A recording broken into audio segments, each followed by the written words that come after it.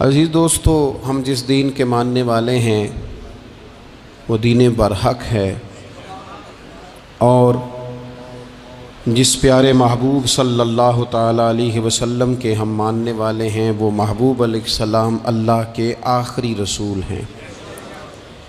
نبی اکرم صلی اللہ تعالیٰ علیہ وسلم کامل، اکمل اور مکمل دین لے کر تشریف لائے۔ اب یہ دین اسلام ایسا مضبوط، ایسا مستحکم دستور حیات ہے کہ قیامت تک اسی دین کا سکہ چلے گا۔ وقتی طور پر جو حالات امت پر اس وقت گزر رہے ہیں اس میں امت محکوم نظر آتی ہے، کمزور نظر آتی ہے، اور ہم دیکھتے ہیں کہ غیروں کا رعب بھی ہمارے حکمرانوں کے چہروں اور ان کے لہجوں پر نظر آتا ہے۔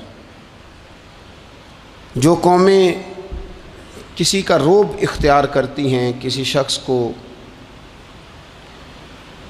اس طرح کا بڑا جانتی ہیں کہ احساس کمتری کا شکار ہو جاتی ہیں، وہ اپنی آنے والی نسلوں کو کبھی مضبوط نہیں کر پاتی۔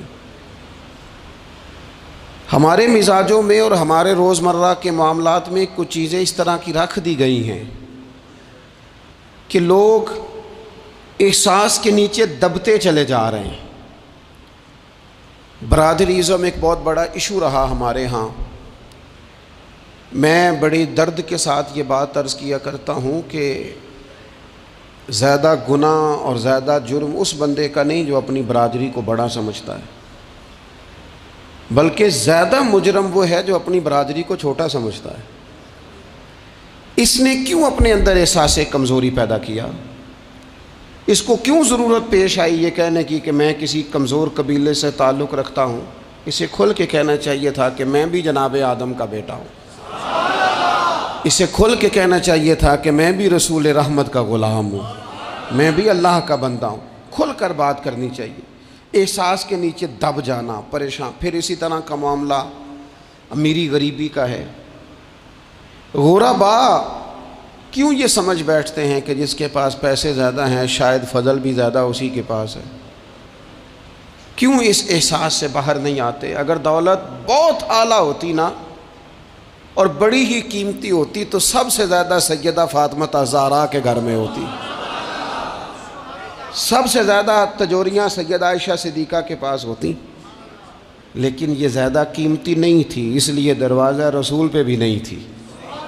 تو اسی طرح کا معاملہ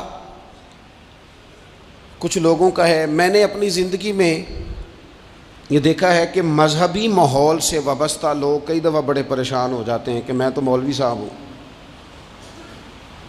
اور محلے کا مولوی بنا کے جب کسی کو رکھا جاتا ہے تو بیچارہ ویسے بھی پریشان ہو جاتا ہے۔ اس کی ذمہ داری ہوتی ہے کہ تو نے وقت پہ جنازہ پڑھانا ہے، ٹائم پہ کول پہ آ جانا، 10ویں پہ وقت پہ پہنچنا، غیر حاضر نہ ہونا۔ کچھ جگہوں پہ یہ بھی رواج ہے کہ جناب آپ کو 7 دن اور 10 دن مسلسل بیٹھنا ہے اور پڑھائی کرنی ہے۔ وہ آہستہ آہستہ آہستہ آہستہ بچے احساس کا شکار، یعنی قرآن شریف پڑھنے والے بچے اور کتاب و سنت کی تعلیم حاصل کرنے والے بچے، لیکن انہیں یہ کہا جاتا ہے کہ چلو فلانی جگہ قرآن پاک پڑھنے چلتے، قرآن پڑھنے جا رہے ہیں۔ قرآن انقلاب کی کتاب ہے، قرآن بندے کو عروج دیتا ہے، لیکن ان بچوں کی ذہنی ساخت یہ بنائی جا رہی ہے کہ چلو قرآن پاک پڑھنے چلتے ہیں، وہاں بریانی ملے گی کھانے کو، گوشت ملے گا کھانے کو۔ شکایت ہے مجھے یا رب خدا بندان مکتب سے، سبق شاہی ہے بچوں کو دے رہے ہیں خاک بازی کا۔ اتنی چھوٹی جب آپ کسی کی سوچ بنا دیتے ہیں تو پھر وہ آپ کہیں کہ وہ انقلاب برپا کرے، وہ کوئی بڑا کارنامہ سر انجام دے، یہ ہوتا نہیں، ممکن نہیں ہوتا۔ جب آپ آہستہ آہستہ کر کے احساس کمزوری کے نیچے دبتے چلے جاتے ہیں، دبتے، حالات خراب ہو جاتے ہیں۔ ہمارے بزرگ ہمیں کہا کرتے تھے کہ مولوی ہونا کوئی تانا ہے، اور ہم نے حالات بدلتے دیکھے۔ ایک ٹائم ایسا تھا کہ مولوی ہونا لوگ تانا سمجھتے تھے، ہمیں بھی کہا مولوی صاحب ادھر آئیں۔ آپ کو دیانتداری سے کہتا ہوں ہم نے وہ دور بھی انجوائے کر کے گزارا ہے جے کسی ایک باری مولوی آکھے ہے تو انہوں آکھے یارے کوئی پریشانی والی گل ہے، شکر ہے اسی مولوی ہاں، یہ کوئی پریشانی ہے؟ آپ کیوں پریشان ہو گئے؟ مولوی کسی تانے مینے کا نام ہے۔ اور پھر وہ جو کل تک کہہ رہا تھا نا کہ اوہو تسی تو مولوی بن گئے ہو، پھر ہم نے وہ دور بھی دیکھا، اس نے کہا یار 2 منٹ کھڑا ہو تیرے ساتھ تصویر بنانی ہے، وہ دور بھی دیکھا، یہ دور بھی دیکھا۔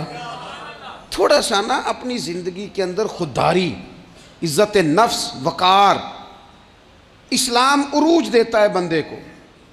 مسلمان تیزی سے دبتے چلے جاتے ہیں۔ ملک شام کا بندہ آ گیا حضرت عمر کو ملنے، اس نے آتے ہی پوچھا تمہارے بادشاہ کا محل کہاں؟ انہوں نے کہا جی ہمارے بادشاہ کا محل نہیں ہوتا، ہمارے ہاں لوگوں نے سمجھ لیا نا کہ روب شاید کپڑوں کا ہوتا ہے، روب شاید گاڑیوں کا ہوتا ہے، بنگلوں کا ہوتا ہے، بہت بڑی کوٹھی کا روب ہوتا ہے۔ اور نہیں بھائی، روب تو بندے کے کردار کا ہوتا ہے،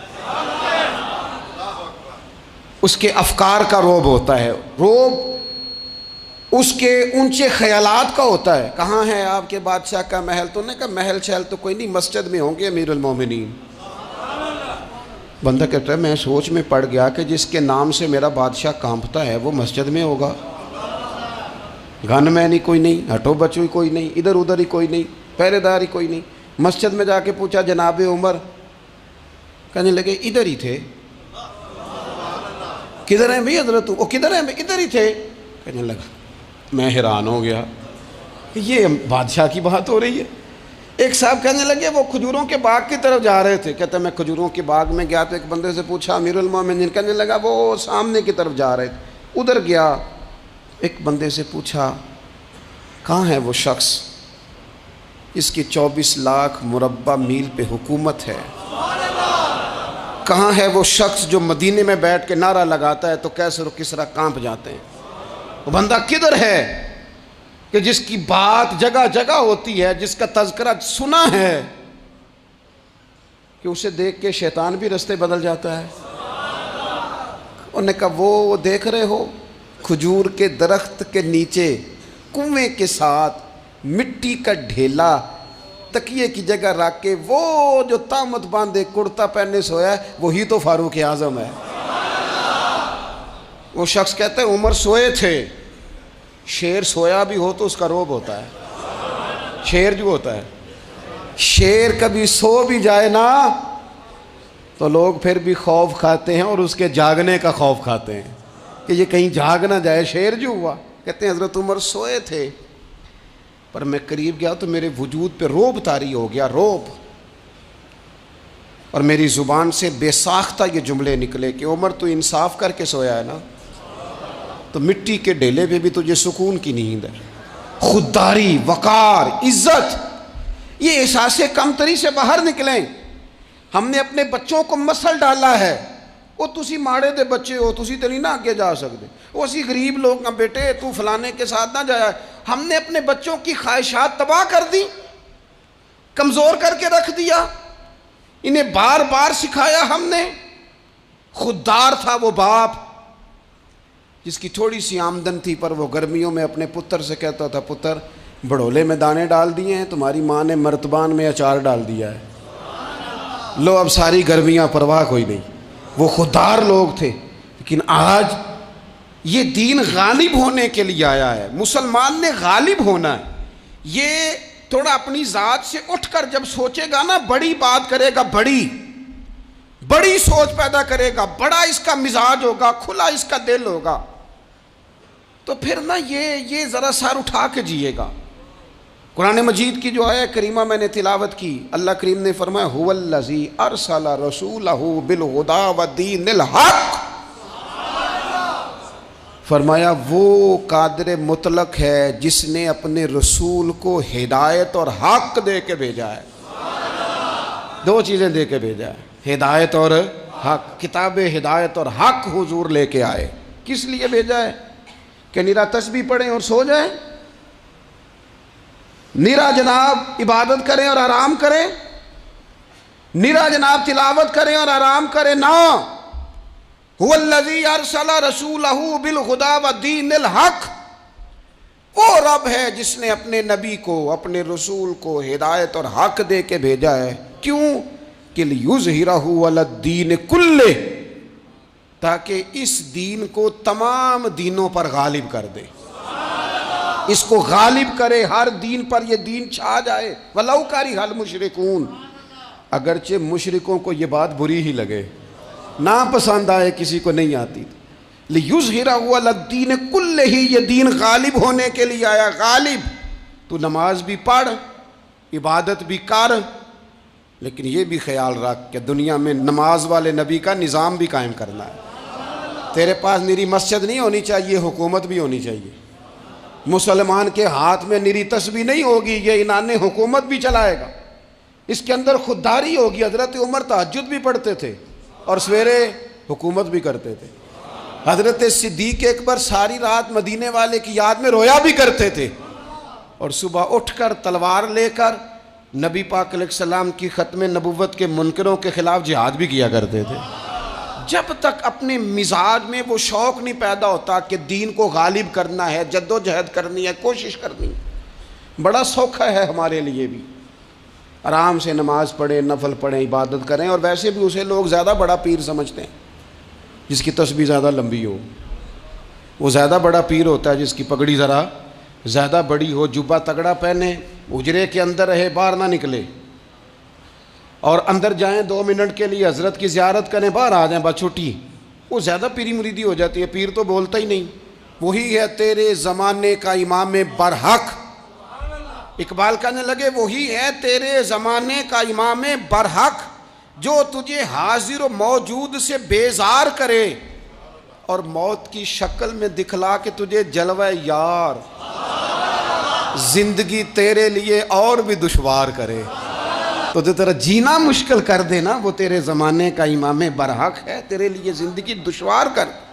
یہ کیا بات ہوئی کہ ٹھیک ہے جناب آپ موج کریں جو دین غالب ہونے کے لیے آیا، دین کے مزاج میں غلبہ ہے، دین کی طبیعت میں غلبہ ہے، دیندار چھا کے وقت گزارا کرتے ہیں۔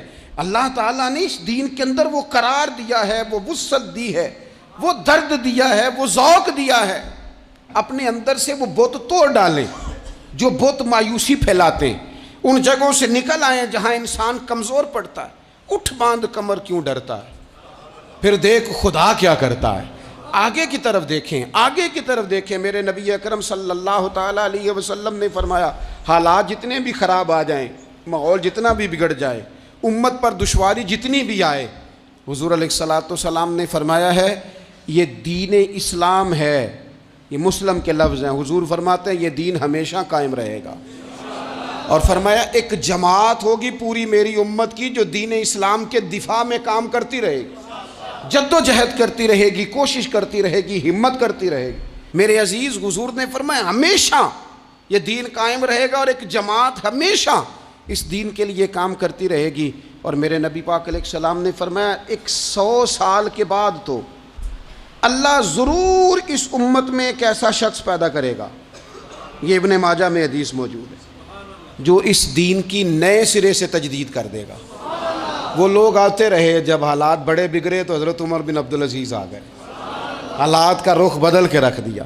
پھر معاملات بڑے بگڑے تو امام شافعی جیسے لوگ آ گئے، غوث اعظم جیلانی جیسے لوگ آ گئے۔ حالات بڑے بگڑے تو شیخ عبدالحق محدث دہلوی جیسے لوگ آ گئے۔ ہندوستان میں جب ماحول بڑا کٹھن ہوا تو اعلیٰ حضرت فاضل بریلوی جیسے لوگ آ گئے۔ ہر صدی کے سرے پر اللہ تعالیٰ ایک مجدد بھیجے گا، حضور کا وہ غلام دین کو نئے سرے سے تازہ کرے۔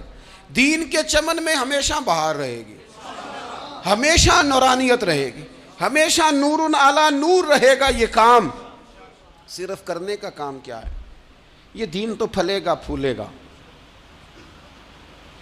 جو آگے بڑھ کے خدمت میں حصہ ڈال لے گا نا وہ اپنا نفع کرے گا۔ یہ قرآن پاک ہے، یا ایھا الذین آمنوا ان تنصروا اللہ ینصرکم ویثبت اقدامکم۔ اللہ فرماتے ہیں اے لوگو اگر تم اللہ کے دین کی مدد کرو گے نا تو اللہ تمہاری مدد کرے گا، ویثبت اقدامکم، اور تمہارے قدم جما دے گا، تمہیں استقامت دے، تم آگے۔ اور دین کی مدد صرف پیسوں سے نہیں ہوتی۔ کوئی شخص سمجھے کہ فقط مال سے مدد ہوتی ہے، جب آپ وقت پر آ کر مسجد میں جمعے کی نماز ادا کرتے ہیں تو یہ بھی آپ دین کی خدمت ہی کرتے ہیں۔ جب آپ دینی اجتماعات کی رونق بڑھاتے ہیں تو یہ بھی آپ دین کی خدمت ہی کرتے ہیں۔ جب آپ کسی دین کے طالب علم کا حوصلہ بڑھا دیتے ہیں نا، بیٹے بڑی بات ہے قرآن پڑھتے رہنا، یہ بھی آپ خدمت ہی کرتے ہیں۔ جب آپ دین کے بارے میں کسی جگہ بیٹھ کے اچھی بات کر دیتے ہیں، یار اللہ کا فضل ہے ہمارے دین میں یہ خیر اللہ نے رکھی، یہ بھی آپ دین کی مدد ہی کرتے ہیں۔ آپ کسی بھی جگہ کسی بھی حوالے سے دین کے لیے کوئی بھی پیغام دیتے ہیں، کوئی بھی بات کرتے ہیں، تو آپ دین کی یہ ساری خدمات دینیاں ہیں، یہ سارا درد ہے، یہ سارا ذوق ہے۔ ہم اپنا اپنا حصہ جس طرح بھی ملا سکیں دین کی حمایت میں، دین کی مدد میں، جہاں کوئی ایسی بات ہو رہی ہو وہاں ہم دفاع کے لیے کھڑے ہو جائیں۔ ہر شخص اپنے اپنے مقام پر دینی ابلاغ میں، دین کی تبلیغ میں اپنا کردار ادا کرے۔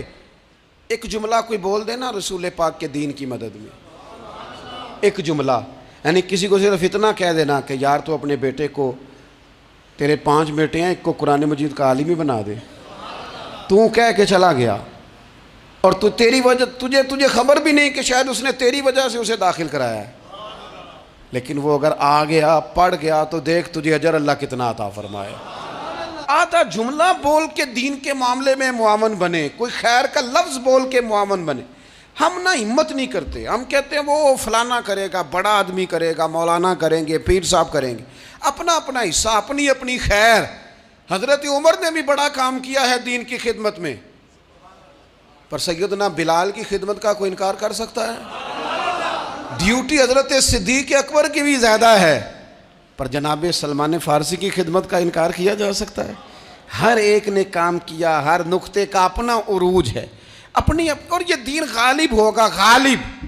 یہ مت سمجھیں تھوڑے سے حالات کمزور آئے ہیں اور تھوڑا سا مسلمان محکوم ہوئے ہیں مالی طور، اپنی کوتاہیوں کی وجہ سے ہوئے، اپنی غلطیوں کی وجہ سے ہوئے، اپنے اعمال کے سبب ہوئے، تو ڈر ڈر کے نہ جئیں۔ نبی پاک صلی اللہ تعالی علیہ وسلم سفر پہ تشریف لے گئے،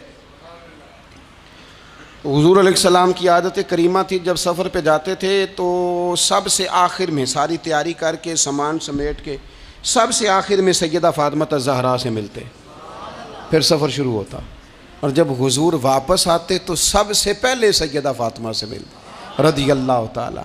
حضور کافی دنوں کے بعد سفر سے واپس آئے، لمبا سفر تھا، سیدہ فاطمہ الزہرا رضی اللہ تعالیٰ عنہ سے ملنے گئے۔ نبی پاک صلی اللہ تعالیٰ علیہ وسلم کا چہرہ نور دیکھ کے تو سیدہ فاطمہ تڑپ کے روئیں، رو پڑی۔ حضور نے فرمایا فاطمہ کیا ہوا؟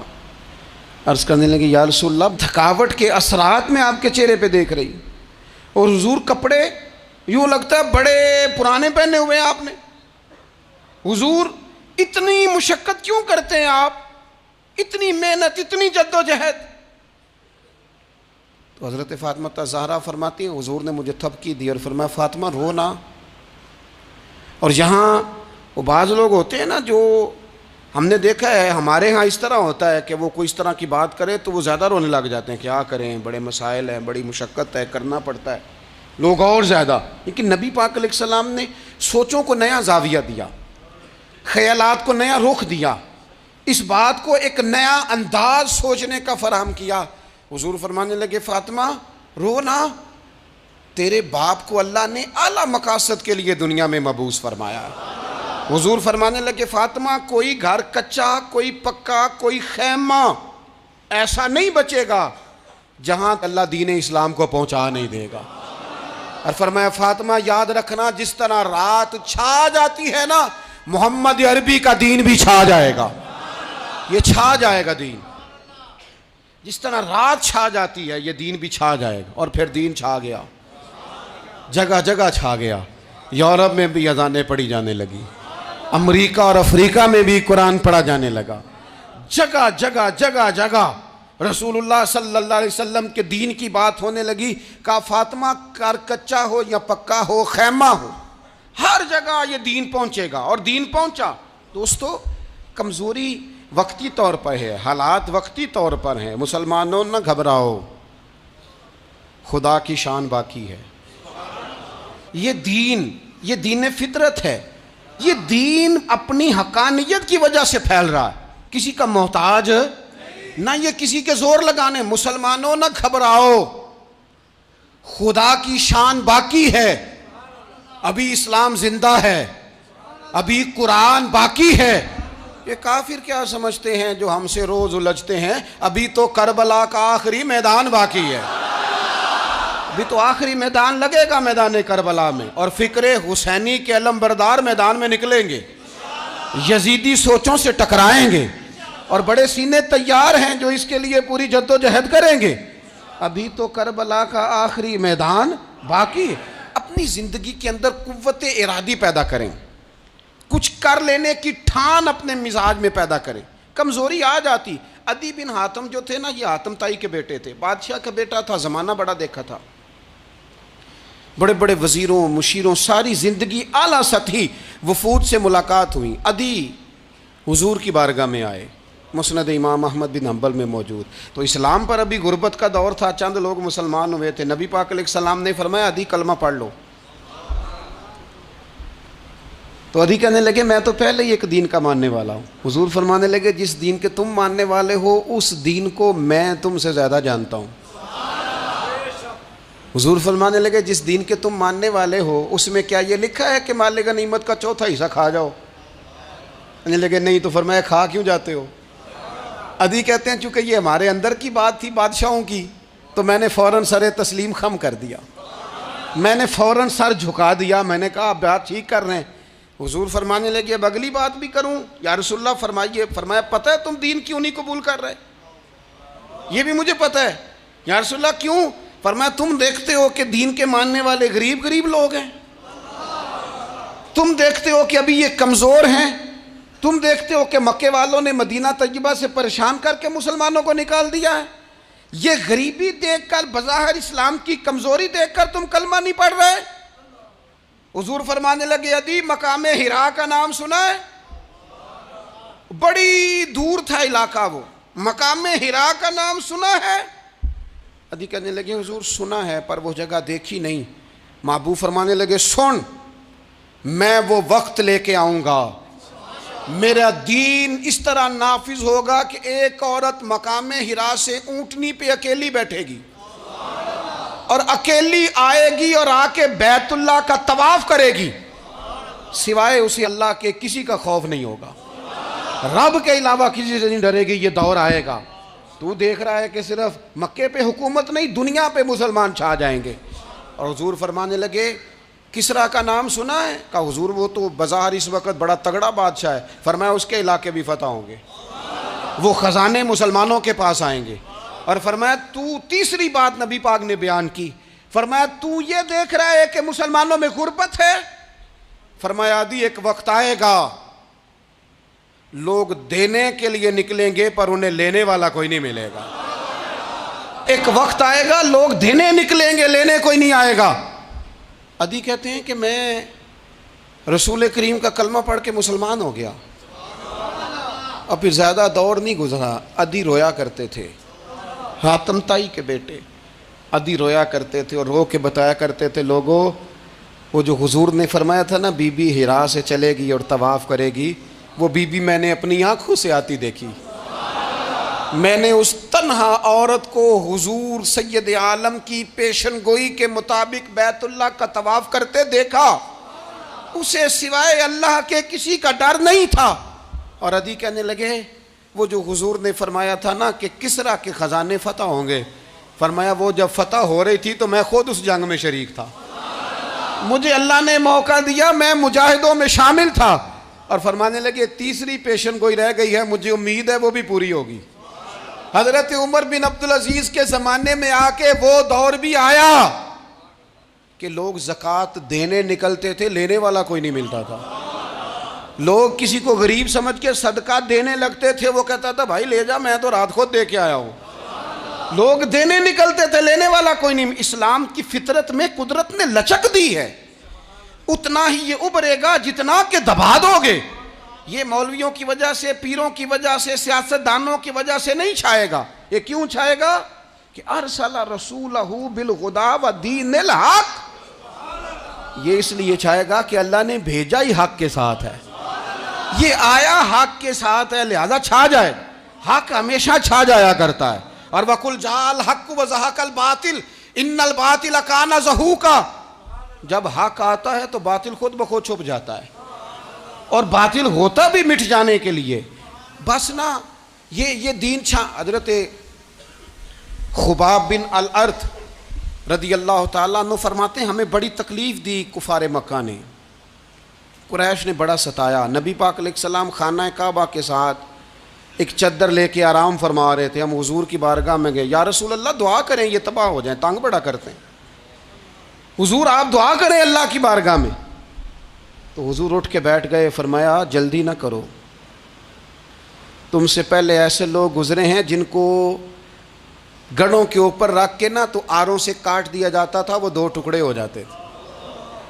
فرمایا جلدی نہ کرو، تم سے پہلے ایسے لوگ گزرے ہیں کہ لوہے کی کنگھیوں سے ان کا گوشت نوچ دیا جاتا تھا، ہڈیاں تک زخمی ہو جاتی تھی، سی نہیں کرتے، زخم پہ زخم کھا کے جی، خونے جگر کے گھونٹ پی، آہ نہ کر لبوں کو سی، یہ عشق ہے کو دل لگی نہیں۔ کہا خبیب تھوڑا صبر کرو، اور پھر حضور فرمانے لگے خبیب یہ بات یاد رکھنا، جو دین میں لے کے آیا ہوں یہ غالب ہو کے رہے گا، یہ غالب ہوگا، غالب۔ وہ ابو سفیان جو میدان احد میں کہتے تھے فلاں بھی ہم نے مار دیا، فلاں بھی مار دیا، جب 10,000 کا لشکر لے کے نبی پاک گئے تھے نا دوبارہ واپس، 10 سالوں میں 3 لوگ لے کے حضور مکے سے آئے، اور 10,000 کا لشکر لے کے جب دوبارہ گئے نا، ابو سفیان کہنے لگے لڑنا ہی نہیں، کیونکہ جس شان سے معصوم آمنہ آئے ہیں لڑنے والی بات ہی کوئی نہیں، طاقت ہی نہیں، آنکھ نہیں ملا سکتے تو ہاتھ کیسے اٹھائیں گے۔ لیکن پتہ ہے حضور کا طریقہ کیا تھا؟ سیاہ امامہ تھا، اونٹنی پہ بیٹھے تھے، اور گردن محبوب نے اتنی جھکائی تھی کہ وہ اونٹنی کی گردن سے لگ رہی تھی، اس شان کے ساتھ حضور داخل ہوئے۔ اذا جاء نصر اللہ والفتح ورأیت الناس یدخلون فی دین اللہ افواجا۔ اپنے اندر نہ تھوڑی سی، آپ 24 گھنٹے دنیا کمائیں، کوئی منع نہیں کرتا، مال کمائیں، جائیدادیں بنائیں، حلال کمائیں، جتنا مرضی کمائیں، لیکن نہ کچھ تھوڑا سا اپنے آپ کو دین کے لیے، صرف مالی طور پر نہیں۔ ہمارے ہاں ایک بہت بڑا مسئلہ یہ بن گیا کہ صرف مالی طور پر ہم سمجھتے ہیں دین کی مدد کر دیں۔